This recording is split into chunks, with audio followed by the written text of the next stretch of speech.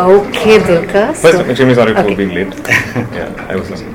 You were driving your fetish for which car were you driving? There was no much driving. I was sitting in traffic. So, which car were you driving? I was driving a Porsche car.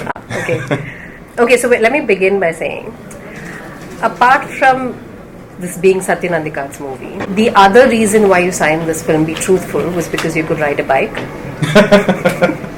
I don't even ride the bike so much in the film. I barely have the bike in. But I've seen your bike fetish in most. Like there's Charlie, you still ride a bike. I honestly, even when I'm hearing a narration, I don't think there are talks about what I'm riding or what I'm driving or even those scenes, except for like Neelakasha.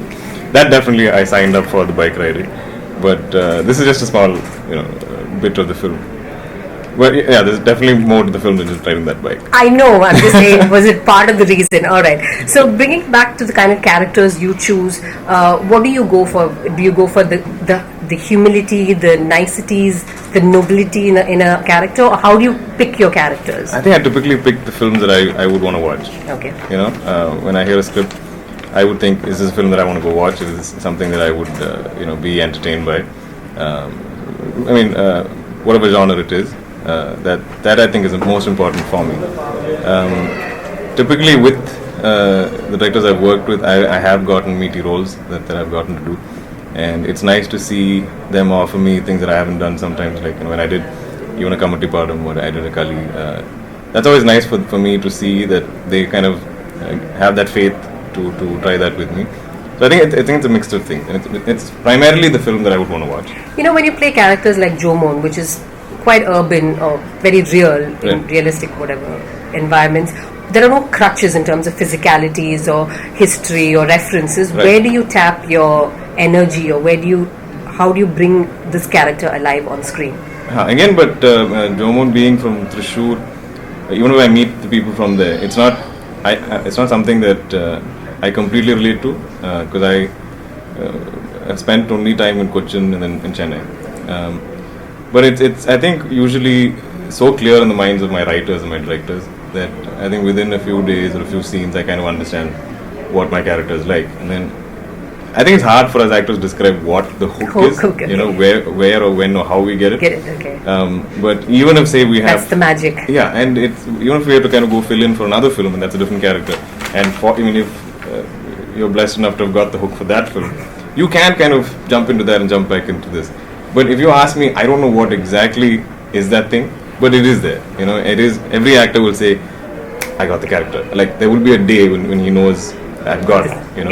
And it's just small things. Maybe the way he laughs or smiles. Like Charlie had a distinct laugh. And it's a few of those elements. If you get, it can be the smallest of things. It might even be just in your head. Sometimes I don't even know if the audience notices. But the day you figure that out, it just it gives you that kind of freedom to push that character to any extreme and then see what all you can do with it. And that's the most exciting part, I think, for us actors. When I spoke to you a long time ago, you had told me about how daunting it was for you to get into films because of your dad's legacy. Now there's always talk about, will you be paired together on screen? How daunting is that? Honestly, typically the most pleasant things people say about me now is that I've improved a lot.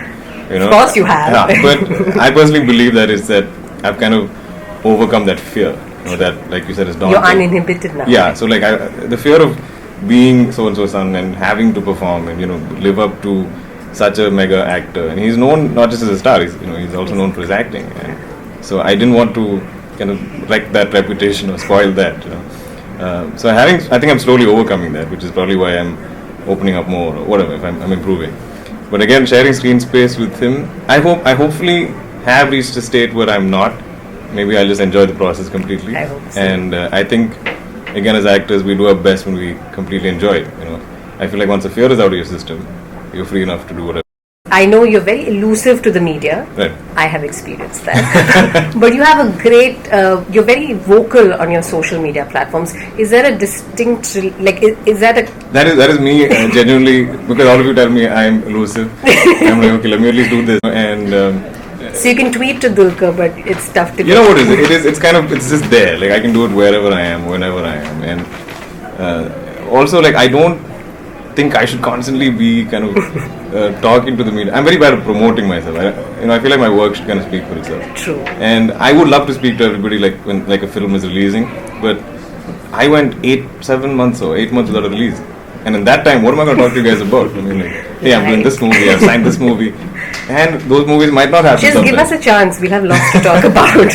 Anyway, thank you so much. Thank you, Sneha. Thank and you. Again, all of you are actually extremely sweet to me. All of the media. I don't even know what I'm afraid of. But I think it's just this. I don't want to seem as too, excited to kind of like talk about myself.